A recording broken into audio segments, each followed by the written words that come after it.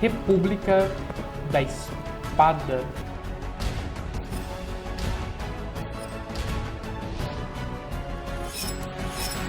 Olá pessoal, tudo bem? Espero que estejam todos bem. Hoje nós vamos dar sequência ao nosso conteúdo de História do Brasil, chegando em República. Então, depois de um longo período falando sobre o Império Brasileiro, que começou lá em 1822, com a proclamação da independência, o início do primeiro reinado, e depois avançamos para o período regencial em seguida, o segundo reinado e a crise, como nós falamos na última aula, chegamos agora na República, que é a forma de governo em que as pessoas, a população, escolhem os seus representantes. Só para lembrar, os fatores da crise do segundo reinado, que foi o que nós vimos na última aula, foram 4 principais. O primeiro deles, o movimento republicano, vai estar consequentemente atrelado a uma crise da monarquia. O abolicionismo vai ser um outro fator também, que era a predileção da maioria, de vários setores da sociedade nesse momento. A questão militar, e aí você vai lembrar da vitória dos militares na Guerra do Paraguai, vai lembrar que eles se sentiram muito prestigiados por isso, queriam mais investimentos, mais recursos, e a monarquia não pôde oferecer isso a eles. Mas a República vai oferecer, tanto ofereceu que ela foi inclusive proclamada por um militar que foi o Marechal Deodoro da Fonseca. E a questão religiosa, você vai lembrar que foi um atrito que o Dom Pedro II se meteu porque ele rejeitou uma medida da igreja, do Papa Pio IX, e aí gerou um desentendimento nesse sentido.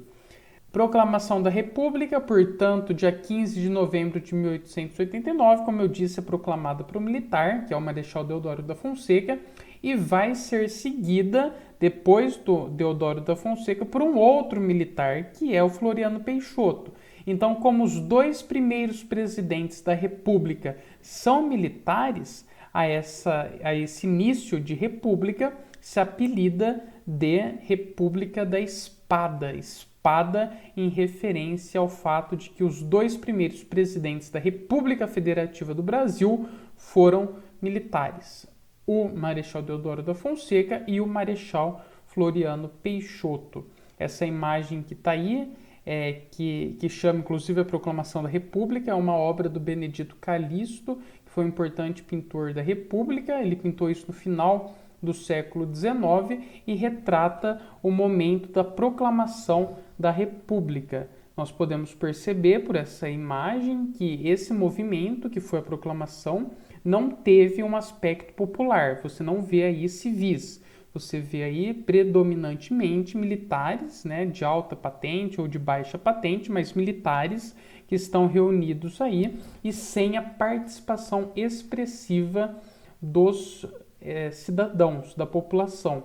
Então isso vai fazer com que a gente reflita e guarde que a República não possui, a proclamação da República não possui um apelo popular, como a proclamação da Independência, anos antes, em 1822, também não possuiu. Também foi um movimento, de certo modo, elitizado. Quais vão ser os pensamentos que vão dominar nesse primeiro momento de república no Brasil? O Exército, que vai ser a instituição responsável pela proclamação da República, na pessoa do Marechal Deodoro da Fonseca, pensava nesse momento numa espécie de ditadura republicana, ou seja, na existência de um poder central forte para preservar a manutenção dessa conquista. Então, o Estado, eles entendiam o Estado como uma administração científica que teria como responsabilidade garantir o bem-estar da população. Então, a visão de Estado, nesse momento, é isso. Então, tinha um forte viés científico. Esse forte apelo científico se relaciona com a influência do positivismo, que foi uma corrente filosófica, sociológica, pensada por Auguste Comte, que vai ter como máxima a frase ordem e progresso. Então, para a gente ter uma noção, essa corrente filosófica, sociológica, ela influencia tanto os militares nesse período, tanto o exército nessa época, que essa frase, que é a máxima do positivismo, é uma frase muito familiar para a gente. Por quê? Porque é a frase que está, inclusive, na bandeira do Brasil, que foi a bandeira da República. A bandeira verde, amarela e azul que nós conhecemos hoje, ela foi feita a partir da proclamação da República em 1889, né? Então ela traz na sua bandeira a frase ordem e progresso, que é a máxima dessa corrente filosófica, que é o positivismo, e que entendia, como eu disse, o Estado como uma administração científica que teria como missão garantir o bem-estar da população. A República da Espada, como eu já disse, foi assim chamada porque os dois primeiros governos foram de militares e o primeiro deles, o governo provisório de Marechal Deodoro da Fonseca, que se estende aí de 1889 a 1891. Medidas do governo provisório. Então, quando esse governo provisório, que recém proclamou a República no Brasil, toma posse, eles vão realizar algumas medidas principais. A primeira delas vai ser, então, portanto, na lógica, a extinção das instituições monárquicas. Então, com o objetivo de eliminar, de banir tudo aquilo que pudesse fazer menção, fazer referência à existência da monarquia no Brasil, como uma forma também de consolidar o regime recém-implantado. Então é por isso que eles expulsam a família real do Brasil. No dia seguinte, né, na manhã do dia 16 de novembro de 1889, Dom Pedro II pegou um barquinho e embarcou rumo a Portugal, porque foi expulso do Brasil. Separação da Igreja do Estado. O Estado agora passa a ser laico. Ou seja, se antes desse momento tudo estava atrelado com a Igreja, agora a ideia é separar e criar documentos oficiais que antes estavam aí no papel da Igreja. Então, por exemplo, o casamento civil vai ser criado, vai ser instituído. Antes, o que tinha validade era apenas o casamento religioso. Agora, não mais. O casamento civil vai ter aí um papel muito importante. Os cemitérios. Antes, os cemitérios eram de posse da igreja, porque eram considerados terra santa, terreno santo, solo santo. E agora, com a proclamação da República, eles vão vão estar aí sobre a posse das prefeituras, dos governos locais. Certidão de nascimento é um outro exemplo disso. Antes, o que tinha? O batismo, né? O certificado de batismo. Agora não, vai ter uma certidão, um registro oficial. Mesma coisa com a questão do atestado de óbito. Então, são pequenos exemplos para mostrar de forma prática como que se deu essa separação a partir de 1891, com a proclamação da República, entre Igreja e Estado. O Estado brasileiro é laico desde então. Investimentos no setor industrial e a realização de políticas públicas para tentar desenvolver esse setor, mas ainda algo muito tímido nesse momento, e a emissão desenfreada de dinheiro, que nós vamos falar mais sobre isso, que foi o encilhamento, que foi uma crise, a chamada crise do encilhamento, que vai gerar uma alta inflação e, portanto, aí, diversos problemas econômicos para o Brasil. Constituição de 1891 é um ponto muito importante deste conteúdo, porque até então o Brasil só tinha apenas uma Constituição, a primeira, que foi aquela publicada em 24 de março de 1824, a Constituição de 1824, ortogada ainda no governo de Dom Pedro I. E agora, durante a República, nós vamos ter uma outra Constituição, a segunda Constituição da história do Brasil e a primeira Constituição da história da República. Então, essa Constituição de 1891 vai trazer aí alguns pontos interessantes, inovadores. O primeiro deles é, portanto, na lógica, a instituição do governo republicano, que vai ser presidencialista, federativo, ou seja, dividido em federações e unidades federativas, em estados, e laico. vai estabelecer 3 poderes, o legislativo, o executivo, o judiciário, vai estabelecer eleições diretas, ou seja, a pessoa votava diretamente no candidato que ela queria escolher. E só um detalhe, né? Uma observação importante. O Marechal Deodoro da Fonseca foi eleito de maneira indireta. Então, essa Constituição ela estabelecia eleições diretas. E o Marechal Deodoro da Fonseca foi eleito de maneira indireta. Isso vai ser importante, daqui a pouquinho eu explico o porquê. Sufrágio universal, voto aberto para maiores de 21 anos, homens alfabetizados. Então, quer dizer, o que significa sufrágio universal? É voto para todos. Mas nesse momento ainda, quem eram todos? Todos eram os alfabetizados, ou seja, portanto, aqueles que tinham uma boa condição, ou pelo menos tinham uma condição para estudar. O voto era aberto ainda nesse momento, o que vai gerar uma série de problemáticas que nós vamos abordar mais adiante, e apenas para homens maiores de 21 anos. Então, esse sufrágio universal ele ainda não era completo.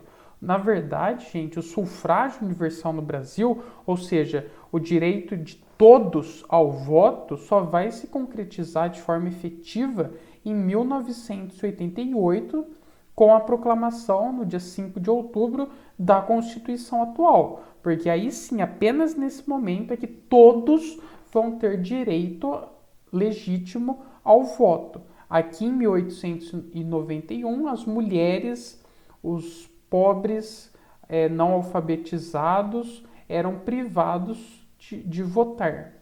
Algumas principais características do Marechal Deodoro da Fonseca é que ele era um militar já velho, né, portanto experiente de um certo ponto, mas também bastante teimoso, autoritário, centralizador.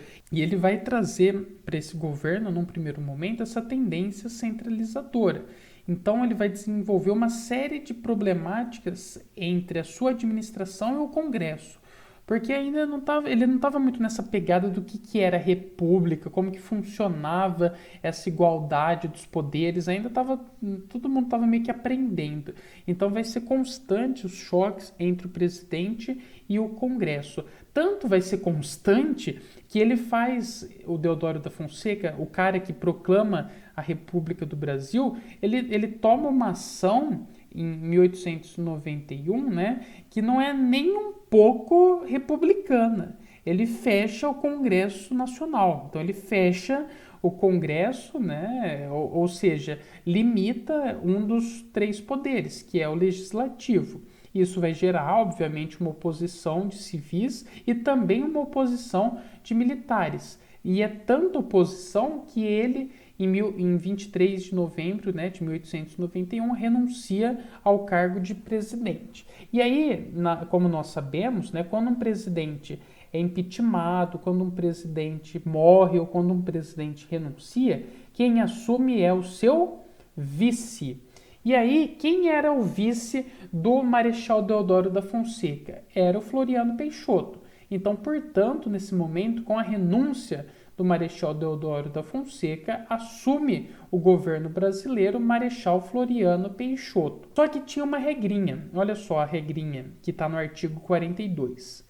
Se o presidente renunciar antes de 2 anos do mandato, o vice assume e deve convocar novas eleições. Caso o presidente renuncie depois de mais de 2 anos de mandato, ou seja, mais da metade do mandato, o vice fica no poder e termina o mandato de seu antecessor. E aí, o que aconteceu com o Deodoro da Fonseca? Ele renunciou antes da metade do seu mandato. Ele renunciou antes de 2 anos à frente do governo brasileiro. Portanto, o que era para o Floriano Peixoto, que era o vice dele, ter feito? A primeira opção, ter assumido o poder e convocado novas eleições. Acontece que não é isso que ele faz. Sabe por quê? Porque ele vai argumentar que essa lei, essa regra, esse artigo 42, ele só era válido para presidentes que foram eleitos diretamente pela população. E o Marechal Deodoro da Fonseca foi eleito diretamente pela população? Não, lembrei a vocês alguns slides atrás. Ele foi eleito de maneira indireta pela população. Então, por meio dessa articulação política de Floriano Peixoto, ele consegue permanecer no cargo. E o Floriano Peixoto, Marechal de Ferro, que vai ter esse apelido justamente porque vai conseguir vencer as 3 principais oposições que são feitas ao seu governo, vai conseguir finalizar esse mandato e vai entregar o governo para um civil, que é o Prudente de Moraes. Bom, então o Marechal de Ferro vem porque o Floriano Peixoto, que assume nesse momento o governo do Brasil republicano, vai vencer todas as 3 principais oposições ao seu governo. A primeira foi o Manifesto dos 13 Generais, em 1892, onde um grupo de generais, que é uma alta patente do Exército, vai se rebelar contra a administração do Floriano Peixoto, mas ele consegue, então, derrotar essa revolta e punir esses militares. A segunda vai ser a Revolta da Armada, de 1893. O comandante da Marinha exigiu o afastamento do Floriano Peixoto. O Floriano Peixoto, muito esperto, muito sagaz, vai conseguir também desarticular esse movimento e reprimi-lo. 2-0 para o Floriano Peixoto. E por fim, na terceira grande vitória, vai haver a Revolução Federalista, que era uma oposição entre o Partido Republicano Rio-Grandense e o Partido Federalista, e estava um conflito intenso lá no Rio Grande do Sul, que poderia gerar uma guerra civil. O Floriano Peixoto intervém e também reprime os principais líderes desses movimentos. E aí, portanto, nós temos aí a vitória de 3-0 do Floriano Peixoto diante das oposições ao seu governo. O Marechal de Ferro vence as oposições, consolida o regime e convoca novas eleições. Nesse processo eleitoral que se realiza após o mandato do Floriano Peixoto, quem ganha, quem assume é o Prudente de Moraes, como eu já disse, que vai ser o primeiro presidente civil da história do Brasil. E também vai iniciar a chamada República Oligárquica ou também República do Café com Leite, mas isso é conteúdo para a próxima aula. Muito obrigado pela atenção de vocês e até a próxima. Tchau, tchau.